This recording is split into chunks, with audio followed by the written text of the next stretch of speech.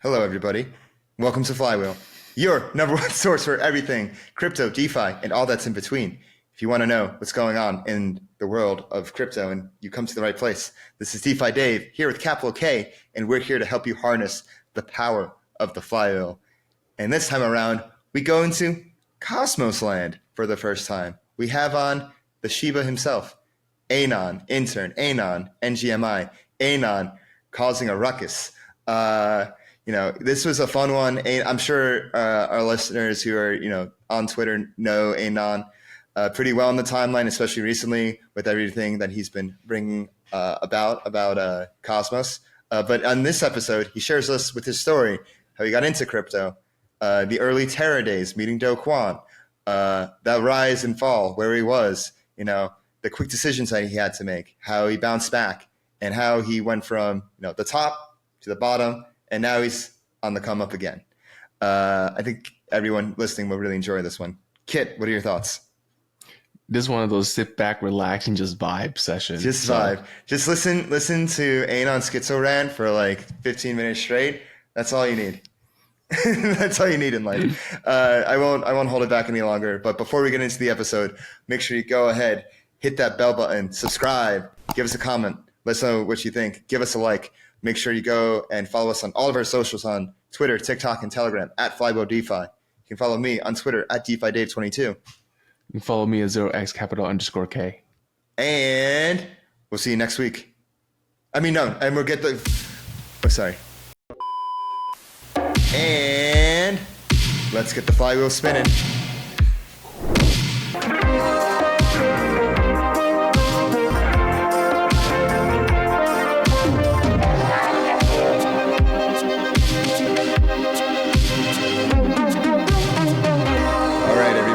Welcome back to Flywheel. I'm your host, DeFi Dave, here as always with capital K. And this episode, this is gonna be a fun one. I've been trying. It's funny. We had a group for this for like ages ago, and it just never materialized. And we just like went about our lives. And this was like 2 years ago, and so much shit has happened since then. We have Anon intern, Anon not gonna make it, Anon everybody's favorite or maybe second favorite Shiba. We got Casper's out there, but almost top 3 Shiba on Twitter. On the timeline. On the timeline, not ready, not afraid to cause a ruckus. Anon, great to have you on. Yeah, great to finally make it on here. I'm always like the worst with finally nailing down a time to do something, but felt like the time was right. Yeah. And you're probably most well known for your involvement in the Cosmos ecosystem, being the founder of Apollo DAO, bringing up certain issues, and we're going to get all into that. But before we do, we want to get a little bit of your origin story. Like how'd you get into crypto? Where did Anon come from? Where did the Shiba come from? And how did you come to identify as a Shiba? Yeah, so that one probably started about like a year and a half ago, like the Shiba. But yeah, before that, I started going into crypto in like 2016, 2017 time. So it was kind of like started buying like Ethereum and stuff on Coinbase, and then I figured out like I was like traveling a lot for work at the time, like whatever I was doing, like stuff like in the gym industry, and like I just like started using Ethereum, like the chain, so like Ether Delta and like 0x, and like kind of messing around with like the OG stuff, and then back in those trenches. Yeah, so nice. I had one like random Twitter account back then, like it was just like a trading account, and like probably only had like a few hundred followers at that point on that one. And then I had just kind of went through that cycle or whatever, and then obviously fast forward to like Terra comes around, or Luna. I saw it at like 60, 70 cents or whatever, and I saw like a YouTube video, and I was like, oh yeah, this thing could probably run. So like I bought a bunch of Luna.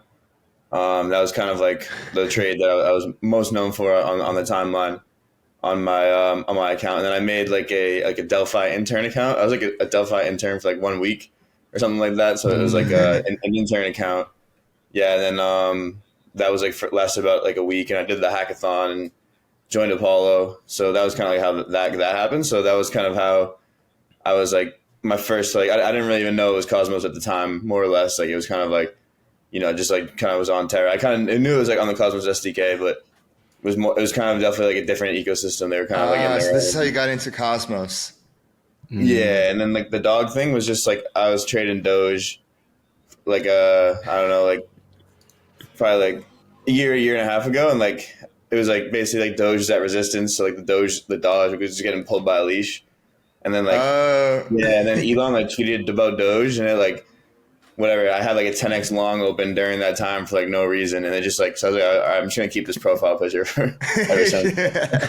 And it's just It's kind of like yeah, there's no like real rhyme or reason to it. But yeah, it's kind of like the quick version of it. Yeah. So yeah, you got into Terra Luna from a YouTube video, got into the Cosmos ecosystem, started at Apollo, and you met Do Kwon early. I remember we talked like in New York last year. And, yeah, you met him at like 2,000 followers or something. Can you go into that story in those early days of Terra?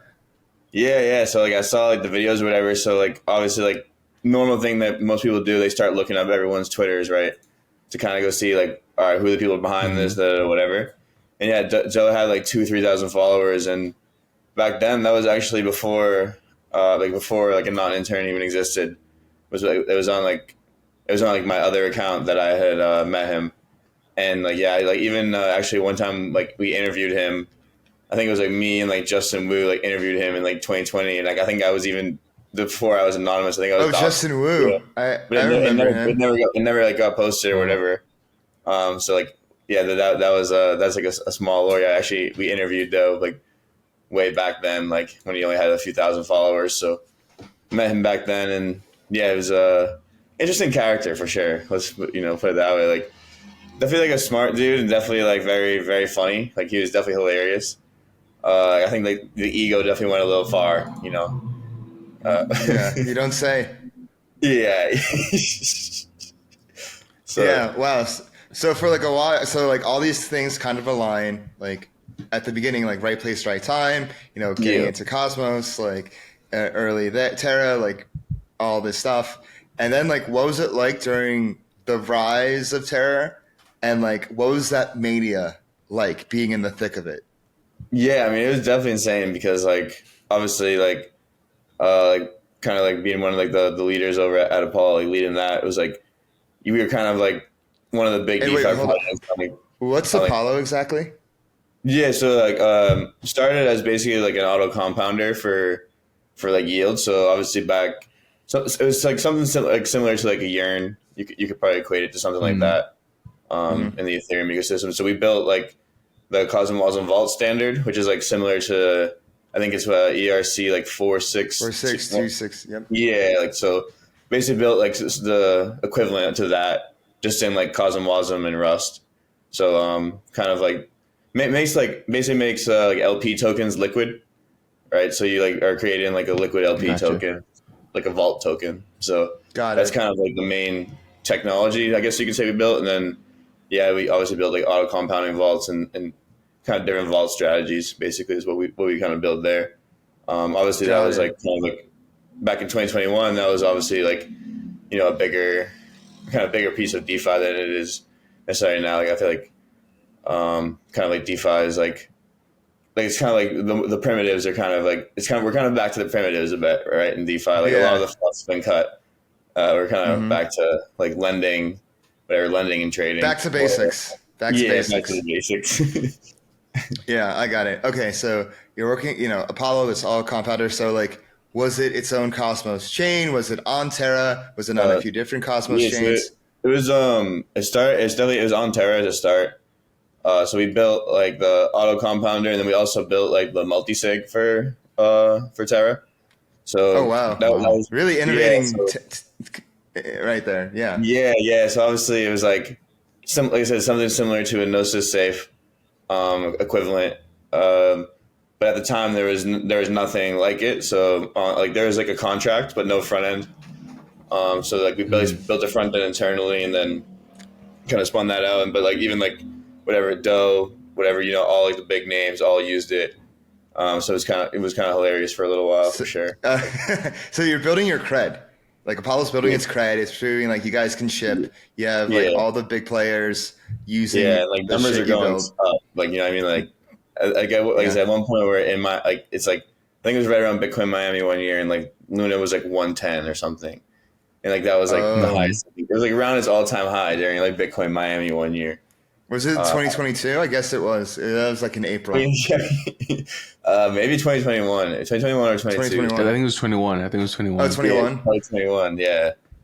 And so I think that was right around the time where it was at its like peak mania and like whatever, everyone was up, like, you know, absorbing amounts of money at that point, and like you had to know something was gonna pop. I have a question, like, so like you kind of just like ended up on on Terra Luna.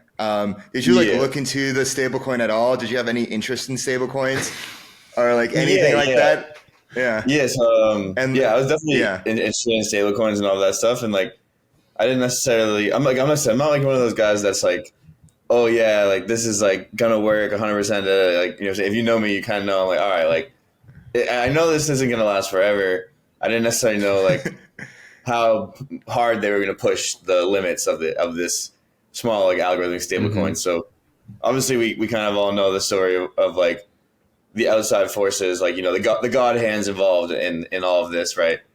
We'll say with that. So I think we know that there was some obviously like fake price action of the stablecoin, right? So, what do you mean? Just like, you know, like there was market making of this on the stablecoin, right? Yes. You know what I mean? Like there's certain times where like it probably would have blown up a bit earlier, right? Yeah. Oh yeah, I remember like a year before in 2021 it depegged. Yeah, so like I remember at that time I like obviously aped a bunch because like you know what it is, like at that time when I was like more of a trader then. At that time, you're trading, like, you see like a nuke on the chart, and like that was one trade that I definitely like kind of like was one of my bigger known trades on the timeline. Was like during that crash, like I just shoved a bunch of stuff into Luna. And I was like, all right, it's down from like whatever $20 to like $4 or something. And I'm like, all right, I'm just gonna shove here in like slurp zone, and then then that hit, and then obviously I was like, all right, I'm gonna start building some stuff now, I think.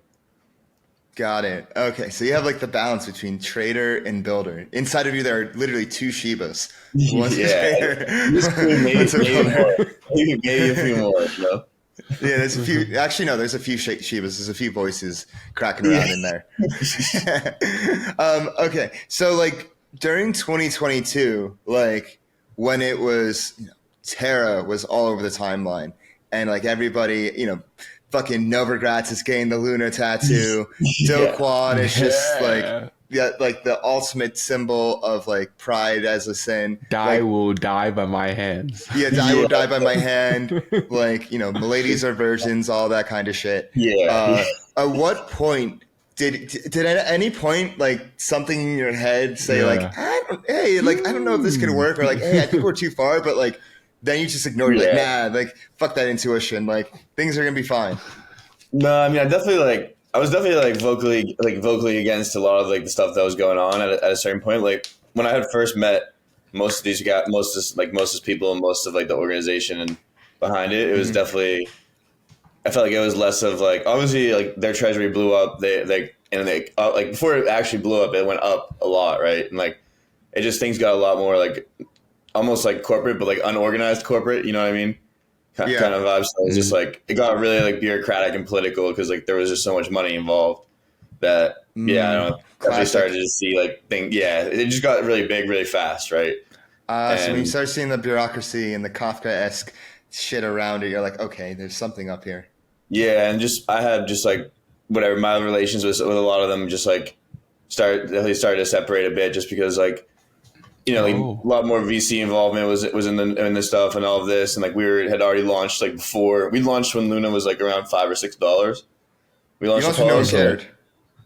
Yeah, pretty much, more or less. So then like it just like, you know, like it just got really big really fast, and they started pushing the limits, and like I said, it felt like they were kind of like not like selling their soul, but like I guess in retrospect they were, as far as like basically like two different like whatever VCs and market makers just like making deals like to keep the ball rolling, right, when it kind of like shouldn't have gone anymore, right? Yeah, exactly. I remember they kind of had to, right? They kind of had to play that game. Yeah, they kind of had to switch friends and like elevate their social circle so that they can keep this thing going to the size it got to, right? It got to billions, you know. Like, the more pools that you create, right? Like the more pools that you create, the more that you kind of like make yourself susceptible to these liquidity attacks, right? Yeah. Because like it's not like you have one pool that you control anymore like they used to. Then it's like they had the pool on Curve, they had the pool on like whatever on like Osmosis, they had a pool on Terra.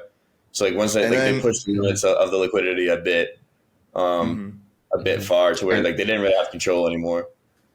Yeah, I also heard that OTC Desk also had a ton of UST that they were able to like, loan out and give out and stuff, right? Yeah. Do you know anything about on like the non-public side of the UST? That one definitely seemed like, as I said, if I were to guess on these types of things like that, I think that obviously like they bought some of the Bitcoin, right, with UST. So they OTC big like Bitcoin to UST or whatever, and it was Genesis, right? Was the lending book, and like obviously you don't have to go into too much more detail on Genesis. Like we all know pretty much what like Barry, it's going to be a big week, the whole thing. So like I'm sure somewhere in those books like a lot of that UST was probably dumped, right? Like I don't know who the buyer was, right? Like I'm sure that someone else probably could have like bought that UST or just Genesis themselves was like basically like obviously they lost a ton of money for everyone else on like Gemini Earn and all of these things. So I think just like I don't necessarily think just like Genesis is like the best business ethics at that time, right? Yeah. So and speaking of there's something there, yeah. Yeah, and speaking of pools before, we all know about the 4 pool, of course, and the moment 4, and that was really the whatever the haze that kept the camel's back or whatever. I don't know the saying. But anyways, when like they were moving liquidity from the 3 pool to the 4 pool, that's when the first domino fell in early May. Yeah. And I guess like, where were you when that happened? And then like when after the 3 days, when the roller coaster ride was finally complete, like where were you at then? Yeah, go through that part. Yeah. Yeah. Funny enough, I was at a Terra hackathon, like up until May 8th. In Chicago. So we were at the pit, the Terra hackathon. And like I left on the 8th, I had to go back to New York to visit like some family or whatever. And then the 8th was like the first like tremor of the peg, you could say, like like the first micro shock. And then throughout the next 2 or 3 days, I think the 11th was when it actually crashed. And funny enough, I was in Bushwick for sure. So when that happened, I was in Bushwick for the collapse of UST. Yes, So I just remember I was on my couch. And like just on my couch in my ledger for like 2.5 days straight, just like signing transactions. Like, because obviously like the ecosystem is going down, so you have to make all these big decisions of like, all right, like some of the money, whatever it's like in our treasury and stuff was just in like smaller liquid tokens. So like we decided to just hold all of that, like not sell that because like we didn't want to like take liquidity away from like our users or anything like that. And then we had like obviously UST in some of our treasuries, so like how to get that out. Obviously with the most amount of value. So luckily we were able to kind of like make a lot of those quick decisions and obviously like we had just stayed awake for like 2 days straight, just like finding weird ways to get liquidity out. So like at one point we were like holding like wrapped euro on Osmosis because it was like the only thing that had liquidity, right? And I'm just like watching the euro chart and I'm like, damn, I'm losing like 2%. I'm like, yo, come on. I had like 100, 200K in euro or some shit. And it's just like going down by like 8%. No, can you say that you were euro poor at that point? Yeah, I was. We Wow. And like we ended up getting like a bunch of that out. And then like we obviously like I'm like not like a super maxi level thing, so we did have like another portion of our treasury was like kept on Ethereum in like USDC. So that was also like a good risk management. From like some of the degenerate people over there, I guess. But wow, damn! Like this is a high pressure cooker situation here, having to make all these snap decisions. And like kudos to you for like, oh, these illiquid tokens aren't worth it. Like we want to make sure do our best for our users as much as we can. Yeah. So it was not the best of times, but then it was kind of like from there we were just like, all right, we're gonna like rebuild it. So since we built it in Cosmosm, we now like redeployed it on some stuff on Osmosis and then some stuff like over on Neutron, which is like whatever, one of the L1s with like kind of like where like some like the former like Lido guys and like Cosmos, kind of like Lido Cosmos staking chain, pretty much more or less. So kind of like went to those places just because that's kind of where like the next like level like of liquidity was in Cosmos, right? Yeah, it's not like not a ton, but it was like kind of like those are the main sources right there. And then I want to get into like the period in between the Terra collapse and the fall of FTX, because I think this like sets us up later for like all this Cosmos shit that's happening. Because basically, like, all right, like Terra collapses, all that, and then this kind of like gets your wheels turning in your head a bit. And then like, when did you first? Because you were one of the first people I knew that like was like ringing the alarm on FTX, at least privately. Like, when did you start to realize like, hey, there's something funky with FTX?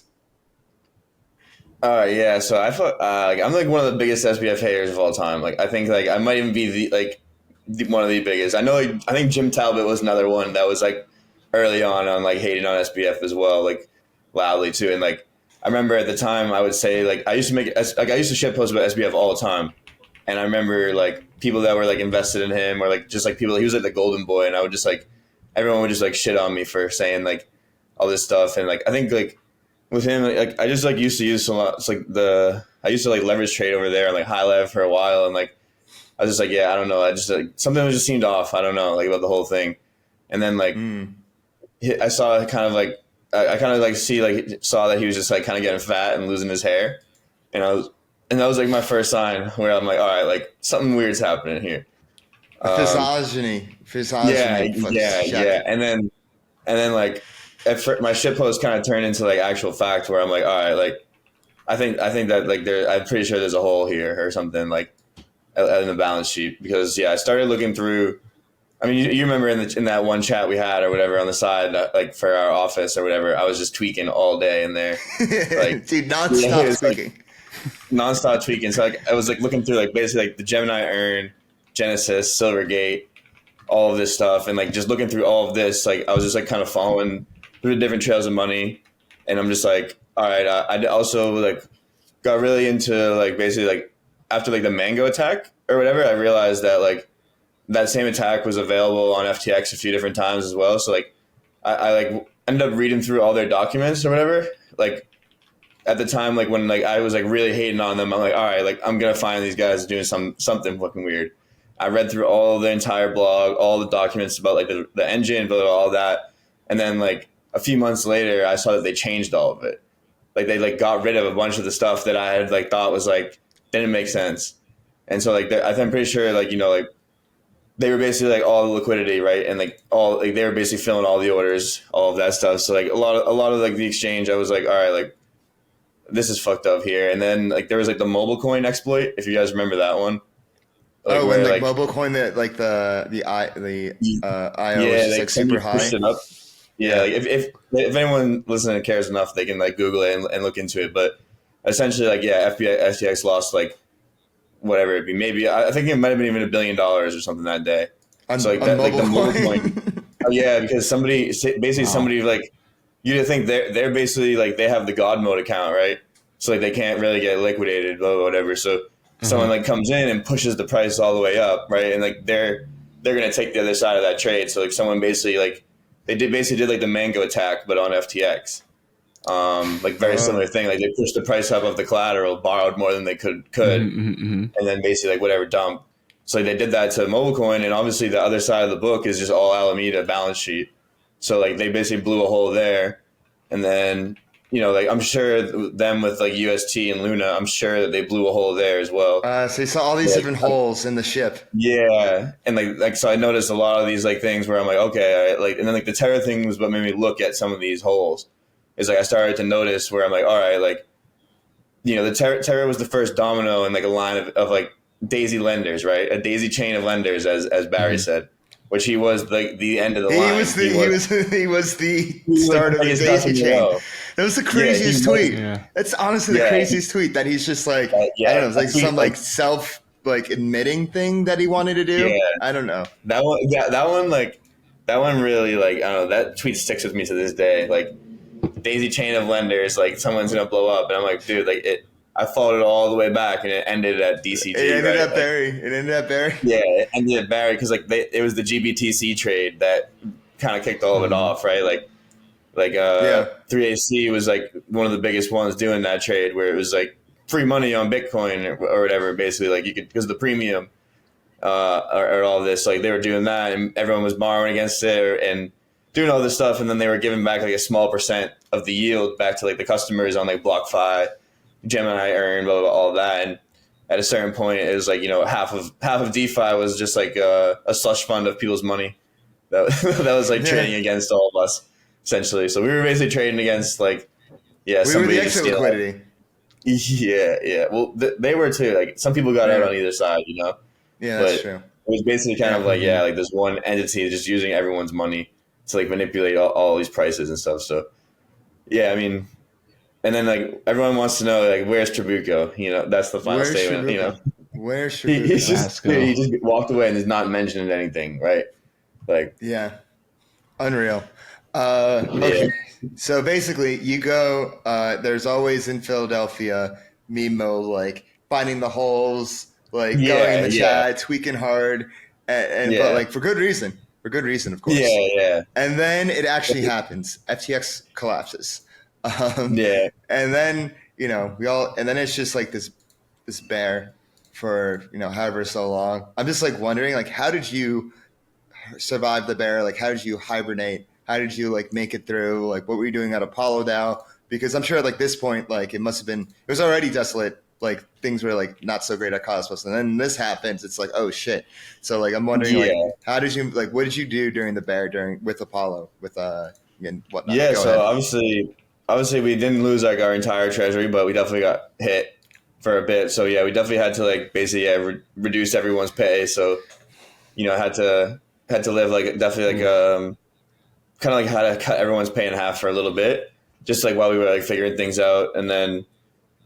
We did raise some funds, but the thing is like when Terra collapsed, like all of our like connections there also were like so badly affected, right? And then so they weren't really looking to like they were licking their wounds at that point, and then you know we're talking to people or whatever, and then FTX collapsed, so then like anyone else that was like not affected by Terra, wash them out.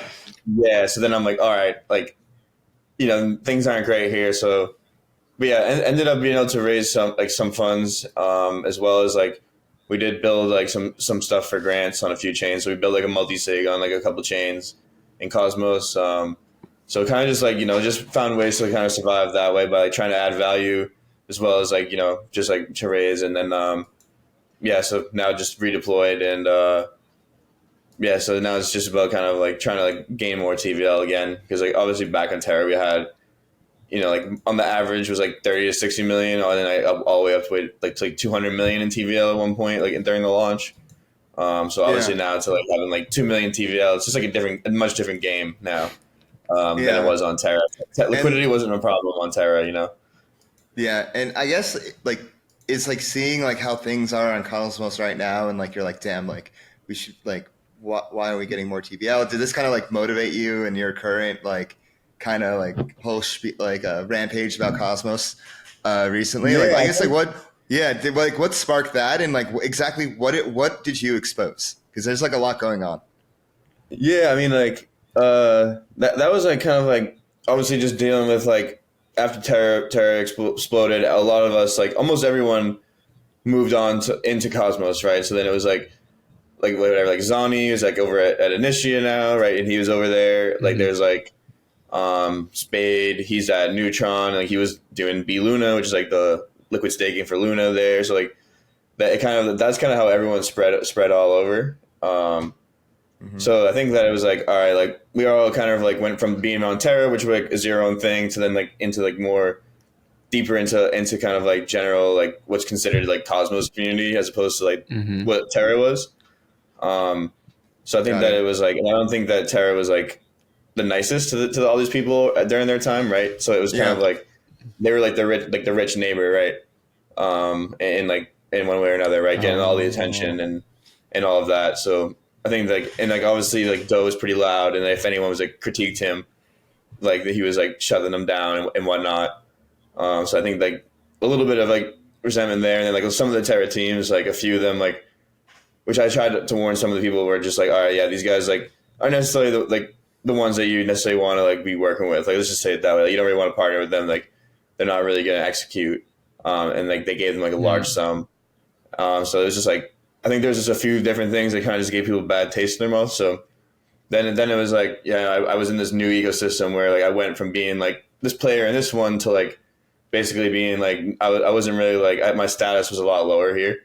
You know, like I had to kind of start reputation. So I kind of started from there. So it was definitely like a different feeling from like kind of being where I had built myself up to. So being back to like nothing like necessarily kind of again. And so then I learned just like through my experiences, just kind of saw like what difficulties there was like in Cosmos, like as trying to build from like ground zero up all the way back up. And it's not necessarily that I think that like, any of them are like bad people or stuff. There's just like so much like disorganization and conflict of interest in the ecosystem. And yeah, I think like could you give us some example of that, Anon? Just people are just like double charging for work, take like community, like there's just a lot of community funds where like people are asking for like whatever absorbent amounts for things that like aren't really necessarily worth it. So like the community funds kind of like are a little bit like those spending's a little out of control there. And then there's like the ICF organization, like Interchain, which they have like whatever $200 million treasury or something. What is the ICF? It's the Interchain Foundation. So they're like kind of like almost like Cosmos Foundation. You could kind of think of it like that, but it's like private. Okay, and so they have consensus. That's how I think of it. Yeah, in a way, something like that. Yeah, it's just like, you know, they're supposed to be like the steward of the ecosystem, and they like have all this huge. They got like 10% at Genesis, and they raised a bunch of in like Ethereum and Bitcoin, so they have like whatever like 200 million like treasury, and there's like whatever not a bunch of clarity exactly on everything necessary there that our people are asking for clarity on. And like all of these people like kind of maintain different parts of software in the stack. That obviously like, you know, everyone wants to say like they say everyone wants to shit on Cosmos, but most people kind of use their tech in one way or another. But no one wants to associate with them due to like kind of like this brand. Like it's definitely like tough to get any talent to like actually want to like contribute back, because there's just like this kind of like, yeah, like really like big bureaucratic thing, whatever, that like kind of like they're the ones that control a lot of like the funding to these different organizations, and you kind of have to align with that to get like, you know, some of the resources, it feels like, in a way. So it was kind of just like, as someone that didn't necessarily go for that route, I kind of like, feel like I'm free to like be like, yeah, like this is kind of dumb, right? Yeah. Yeah, the dog was let out of the doghouse. Yeah. So like I tried not to like, you know, I definitely sometimes can get a little unhinged in the tweets, but yeah, I try to keep it more basic. Yeah. No, yeah, I think what I saw from this is like, okay, you started like, you know, bringing attention to these issues at Cosmos and the ICF, and then most recently, I think there was a proposal to, was it like shake up leadership at the ICF? Was it to dissolve the ICF? Like, what was like posted in the forums most recently? Yeah, I mean, like I said, everyone has their different levels of extreme, right? Like, I think everyone. These problems have been around for longer than like I've even been in Cosmos, right? So these aren't necessarily new problems. It's like, I think, like, you know, like in Cosmos, everyone's kind of like a nerd, more or less, right? Like we kind of like, or that's like the stereotype, and like I think they kind of like silo themselves a lot, right? And like don't necessarily expose themselves to outside. Whereas like, you know, like with me, I like with trader background and then like building and then like whatever, I have friends that build on Ethereum. So I think I've like spread out, like some of them spread out as well, but it's like kind of getting insight from people outside of like your circle on your like ecosystem is kind of like not always like the funnest thing, but it's definitely where you get the best feedback, I think. It's like from people like that. So I think that's kind of like a good way to look at it. So can you do your like summary of what's going on here? Because you're really good at summing things up. It's I mean, it's kind of like, right, like there's like informal, which is like one part of the ecosystem. There's like Strange Love that they do one part. And then there's like binary builders. So each of them kind of get these like payments from like, or like grants, right, to maintain parts of the stack. So, and then there's just like instances where like one of them would also like charge the client like basically double in a way, because like they're getting money to do this, and then they also are like charging a client at the same time, right? So like there's just different instances of that, and like where like they get a lot of like these same people, they kind of get a lot of like the advisory tokens, right? Because of like the position that they're in with that. So I just think that like it's like people should like, there should be a change of like who does a lot of this stuff. Like people should be able to bid. It should be like kind of, I think there should be like a bit more competitive of a marketplace for like maintaining these parts of the software, instead of just like giving this money to the same people like every time, right? Like there should be someone that comes in and is like, oh, I can do this better for a cheaper price, right? And like that's just like one example of where like open up competition. Yeah, so you don't just have lock-in. Yeah. Yeah, like an RFQ model, right? Anybody can Yeah. submit their quote and then kind of compete for the contract. Yeah, I think that's like, at least like something like that. And then just like, I think people don't have like the most faith in some of the different leaders in these organizations of like I don't like, I haven't been around as long as the rest of them, so like I'm more just talk from like my point of view on it too. And like, right, because you only came in after Terra collapsed, so like May 2022, like or you know, around the later years of 2022. Yeah, I see. And how long have you? Are you still in it?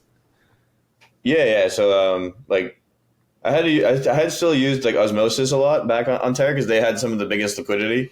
So I had already I had met like Sunny through like back when Terra was up like with then. So I had kind of started to see like expand into more of it, and obviously like building on top of Cosmos. Like I had read like the IBC white paper, and like I used Ethereum, I used Solana, I used Terra, I used like Cosmos, like everything. And so like I had been like following it for a while, but then once you like really build on it, and you can really see like, and you meet I kind of like have met a lot of the people involved in building a lot of the stack, and like, so you kind of like just see like, you know, where it comes from, how it's built, like the culture around different stuff. And like, I think right now, like just there's like more of like a culture problem. Got it. In Cosmos, like that's kind of what I was trying to highlight. And I think that there's like a bunch of different like instances of like, there's just like this one kind of main problem is that like this thing is just not like really there's not really like checks and balances on this organization. It feels like that there should be, and it's like a private organization, so you can't really like, you can't just like look on chain, right, and see all their stuff. Like it's like a little bit harder than that, so it makes it kind of like complicated to see. Got it. And so like in an ideal world, like what do you think? Like how do we remedy some of these, if not all these problems? Like what is like best case scenario with Cosmos? Because yes, this is you can look at this as growing pains, like trying to figure shit out. People have been there for a while. Stuff hasn't been working. There's a culture problem. This and that. So like, what do you think should be done to fix the culture and fix some of these problems? Yeah, I mean, I think like definitely like a rotation of leadership in some of these roles, and I think bringing in some people who are like less involved, right? Like they just have less conflicts of interest or less involved, right? Like if these same like kind of like a same smaller group of people, like I'm not even saying like specific people like in any group where it's like, you know, a smaller set of people that are kind of like doing a lot. Like it's not even that they're trying to do this, right? It's like sometimes they're just always volunteering, like being like they're always super active, right? So like it can also be a bit of that, but yeah, it just feels like it's like one of those things where it's like every time you can almost like smell the conflict of interest, like just by like when things are, you know what I mean? It's just like, kind of just gets old at a point where like you kind of just wish things would make sense. And this isn't a problem just with Cosmos or even in crypto. This is a like problem in organization. This is everywhere. This is everywhere. Yeah. Like cycling through, like, oh, we should like, you know, have like a cycle of fresh conflict leaders, like conflict. Like this happens in the U.S. fucking government. So it's like, definitely not unique with Cosmos. And like, we're all just trying to fix it. Which, you know, and like the Cosmos one is like, it's definitely like a lot more out in the open and public than in a lot of the other places, right? When it comes to like governance disputes and all of this stuff, right? Like, it's a lot definitely like a lot, which I think is good and bad, right? Like, so it's like I'm still trying to navigate it myself, and I'm just like kind of live tweeting my experience. And like I said, I wouldn't take everything I say for like 100%. Like, things. Like You're only sometimes one like person, one dog with one point of view. We get it. Yeah. So and like I have whatever biases I have too, right? But I try to keep it pretty like, you know. Rational. And I got a question. So then, as you're working with the tech stack and the foundation, so that's obviously a headache. But how is it like collaborating with, like, say, Osmosis, Kujira, or any of these other bigger Cosmos individual projects? Yeah, I mean, Kujira, I have like a bunch of friends that are like involved in that ecosystem and whatnot. I'm not always a fan of the leadership decisions that they've made there, right? With like their recent thing. Where they were like just had a big leverage position with the foundation, and where like changing parameters on like the London market, which like I said, like you think you have to do that to save it or whatever, but you kind of undermine the whole point of a decentralized money market when you like I think so desperate time, desperate needs, that one we didn't touch because like my devs. I think you actually met them at one point, Dave. Maybe at one of the conferences. Maybe I forget. Probably. But them two. They refused to build on like closed source, so we actually didn't really have like any exposure there. And then they refused to build on. And then Osmosis is permissioned, so I like the team there. Sunny's a super cool guy too, and I just like building permission can be a bit of a headache because like you have to like upload contracts for governance and all of this, and like makes it a little bit more difficult. So then Neutron is permissionless, Cosmosm L1. So that one is kind of like where we like deploy most things now, just because like permissionless is just like a little bit easier. So those are most of the teams that I kind of interact and build with. And like I've built on a few of the other chains, like just small like multi-sig stuff too. So like the Stargaze guys, like it's like NFT one, they're pretty cool.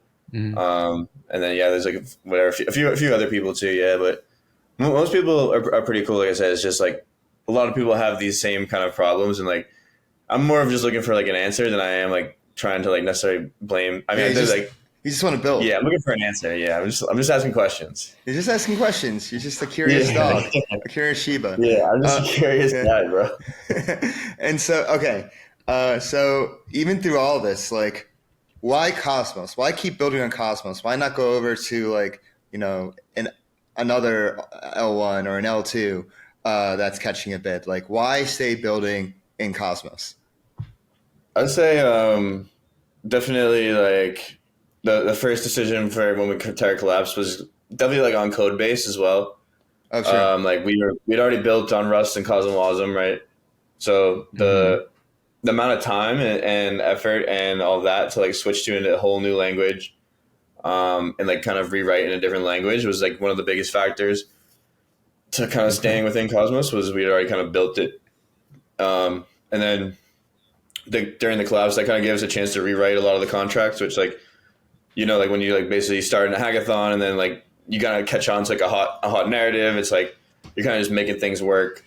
So we did get a chance to kind of rewrite it a bit, like clean up a lot of it.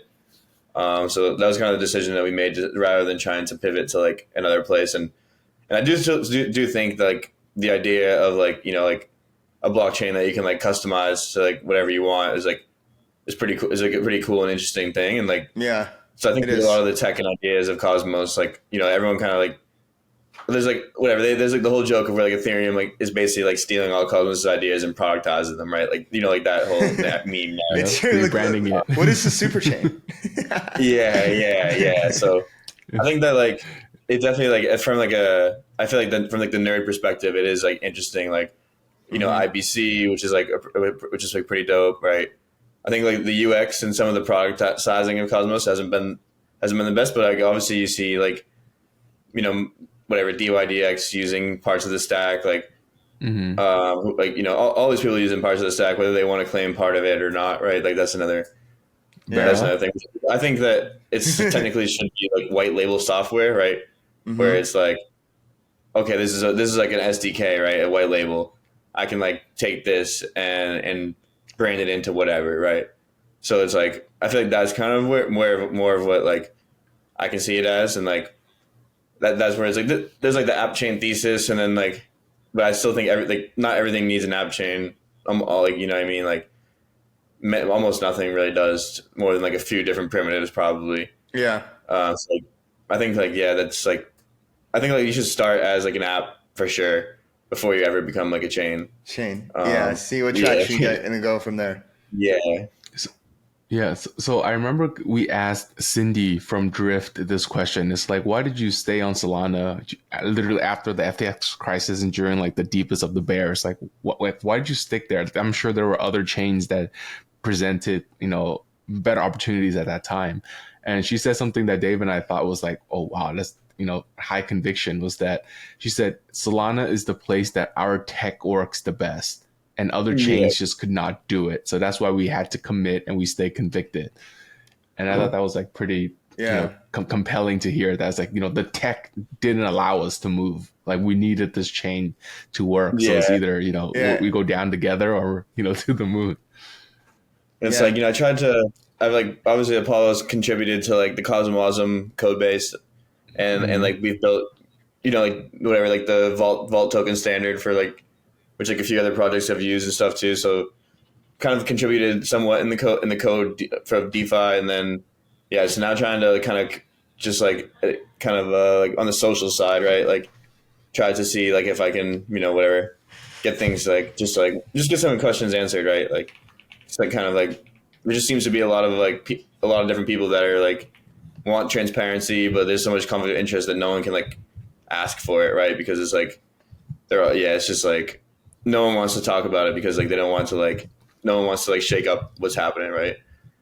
So I'm just like this program. I'm like, all right, like whatever, fuck it. Let's just. There's something to be said about like digging your heels into somewhere where you're already built and not jumping ship and not chasing trends and be like, no, this is like we're planting our flag. This is what we're going to build. Because in the long term, at the end of the day, if you like take yourselves out and look at the time scale on a long enough time scale, it like pays off long term to be in like one place and growing in one place for sure. Yeah, so, exactly. Yeah. So it's like at that point, like kind of just see it through, right? Like that was like the original goal of it. It's just kind of see it through. Like, I felt like it was just like the right thing to do for us and the users and whatnot. I got two more questions. The first one is, is there anything Cosmos or like Cosmos like a lot related or anything that's exciting you right now? Is it like anything that you think we should keep an eye on? I know like one of the big chains that just launched whatever is like Penumbra, and they're doing like whatever, it's like shielded assets. So it's kind of supposed to be like a privacy chain, which like I think like, at least me personally, I'm always interested in like in that stuff because I think that's like one of the big things. So I think that's gonna be kind of cool. And like trying to think of what other things like. I know like there's like Skip, which builds like a lot of stuff like in the kind of like in the plumbing of like IBC, and they do like Mev and all that kind of stuff, which they're kind of like an interesting team to keep up with. They built like a new Oracle and stuff like that. So there's definitely some teams that I think that are building like some like interesting things, and then there's obviously all the teams building like on different parts of the stack, right? Too. So like you have like Cosmos chains with like EVM, Cosmosm, like all this different stuff. So I think that it's like. It's definitely like the text gets used, but there's definitely, like I said, there's definitely like a limit to how far it can go in the current stage, and just like how everyone feels about it from the other side, like needs to change a bit too. I think for like users to come in and talent to go there. Got it. Okay, yeah, I think this wraps up our Cosmos portion. The last question I want to ask is: are there any other projects you're working on? You seem like the kind of person to have like the paws in a lot of different places. So So if you know about the thing, then like the thing. If you don't know about the thing, then you'll know that thing. And then obviously that our like little accidental meme magic that we did with ETH Bushwick. So apparently now the organizer of ETH Bushwick. So apparently we've somehow like become the organizers of ETH Bushwick, which I'm down for. Well, like when I first moved to New York, like that, like I literally like I didn't really like New York that much when I'd been once or twice, and then like I had to move for like a reason of like someone had to be in person for something, and like I didn't look for the apartment at all or whatever. Like someone just was like, yeah, they picked it out. I'm like, all right, whatever. And it happened to be in Bushwick, right? So that was like my first year in New York. I didn't even pick it, whatever. I just ended up there, right? Like, like It how was it like is you were sometimes. destined to be in Bushwick. Yeah. And then like lived in like Greenpoint 1 year, and then back to Bushwick. So kind of stayed in that area. And Yeah. like obviously, like I said, I hung out with so many like whatever crypto people, devs, like all that type of stuff in that area. And I feel like it was like started as like a joke. I remember we were talking about it in Brussels, and like everyone was like, "Yeah, it's kind of funny. We should do it." And I just like one day just went and looked at the and it was available. I'm like, "All right, I'm gonna send it." And then like I remember you texted me, you're like, "Yo, let's do this." And then Give me the password. Yeah. Yeah, give me the password, and yeah. So I think I think it's real. I think so too. Yeah. Well, every day it gets realer and realer. Yeah. What's your favorite thing about Bushwick? What do you think makes Bushwick so special? I mean, it's just like definitely has a lot of character, right? Like Yeah. you never really know. Like, there's the L train side and the J train side, and like it's kind of like right in the middle of like It's like right in the middle of crossing over. I think, right? Like you have like Williamsburg, which is like fully crossed over, and then like East Williamsburg, which is like 75% there, and then like Bushwick, that's like 50% there, right? And like obviously it just has like a lot of interesting things, like a lot of interesting things that happen in like good, interesting, and bad interesting. It's just like a funky place. You kind of feel like you're in like a portal a little bit. Oh, for I feel sure. like yeah. Like, you literally feel like a real place sometimes. And yeah, I think it just has like a lot of like interesting history, and like obviously like the spray paint everywhere, and it's like in Brooklyn, so it's like not exactly where like your traditional like Dubai, Miami, Las Vegas event would happen. It's like more like you're on your own here. Yeah, I know it all too well. It's just like the grittiness of it. There's just yeah. It's like sometimes like hard to explain in words unless you go there, and not just go there, but like stay there for a bit, and then you get like a true sense of like, okay, this is Bushwick. Yeah. And I think it just has like I think it just like has that like, I don't know, when you say like Bushwick, it just has that certain like connotation to it, right? Not a bad one. It's just like everyone knows everyone knows what everyone's doing in Bushwick, Yeah. Like, oh, for sure. I know. What are they doing in Bushwick? Anyways, what happens in Bushwick stays in Bushwick is kind of like the vibe, right? You know, like no, you can go no rules in Bushwick.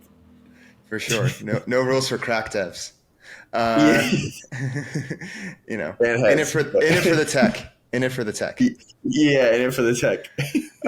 Anyway, so that was our last question, but we always have like one bonus one before we end every interview, and which is who would you recommend as a guest? Who do you want to see on Flywheel? Who do I want to see on Flywheel? Balloon Lover. I want to see Balloon Lover on Flywheel. Oh, you're the second person to mention that. Tarun was the first. So I'd like to see the takes. Always has some funny takes. So. Yeah, we'll do like a voice distorter, and we'll do everything. Balloon Lover. If you're watching this, please come on. Anon, where can like people find you? Can like find Apollo, all that stuff. Yeah, can just hit my Twitter. It's at AnonNgmi. So Anon not gonna make it.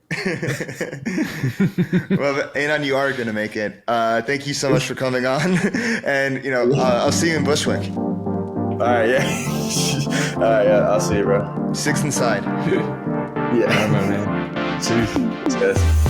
You know what time it is. Welcome to the post-game show. I'm your host, DeFi Dave, here as always with capital K. We're just wrapping up an interview with the Shiba himself, Anon. Not going to make it, but I think he is going to make it because he has his mind and heart in the right place. We got really into Cosmos. We went through some war stories with him.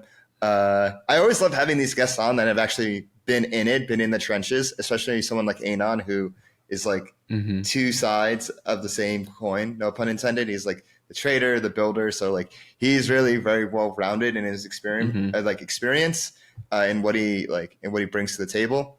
So Kit, what do you think of this interview?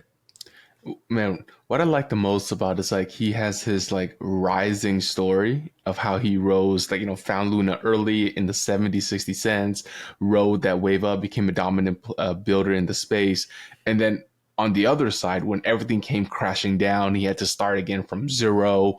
Then he had to move over to Cosmos, proper analysis. So large and so bureaucratic, and it was just such a hard time for him to rebuild back up as like a phoenix rising again. So I think that's such a great kind of like hero's journey story for him to share. It's still real. rising. It's real. It's real. Like Keith Bushwick. I really enjoyed this episode. I didn't realize how much Apollo has contributed to the Cosmos ecosystem. Oh yeah. Building like such core primitives, whether it's the vault or the multi-sig, things we kind of take for granted in ETH land. You know what's funny, dude? The moment he said that, though, I don't know if you've seen the show Silicon Valley, but then there's this character called Jin Yang, and he had like a whiteboard, and he's like, we're building just like Chinese PayPal, we're building Chinese Facebook, and then, so he's thinking, we're building Cosmos LP vaults, we're building Cosmos multi-sigs. That's what I was thinking of. Oh yeah, no, that's funny. But yeah, it's I've been wanting to have Anon on for a while. It's just seemed like the right time, and it is the right time. So I think our listeners really enjoyed that one. And if you're listening to this, whether it's your first time, whether you're returning, and you want to catch up with everything we do in the future, make sure you hit that bell button, subscribe, leave us a comment, let us know what you think. Give us a like on YouTube. Follow us on all our socials on Twitter, TikTok, and Telegram at Flywheel DeFi. You can follow me on Twitter at DeFiDave22. You can follow me at 0xcapital_K. And we'll see you next week. Peace. Everything said in this episode is not financial or tax advice. This channel is strictly for educational purposes and is not an investment advice or solicitation to buy or sell any assets or to make any financial decisions. This video is not tax advice whatsoever. Please talk to your accountant and do your own research.